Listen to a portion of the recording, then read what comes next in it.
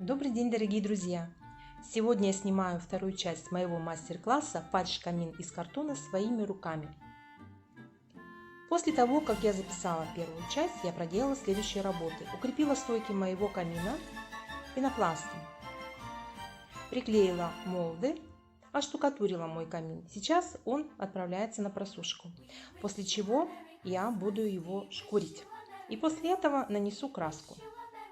После того, как я отшкурила и покрасила свой камин, он приобрел вот такой внешний вид.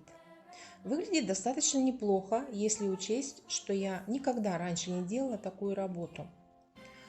То есть, если я смогла, то и вы тоже сможете.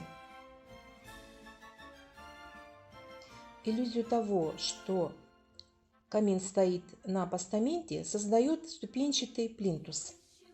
Я оклеила камин им по периметру снизу и подняла полочку топки на уровень этого плинтуса и приклеила.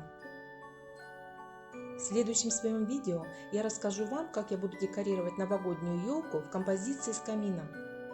Возможно, елки будет даже 3.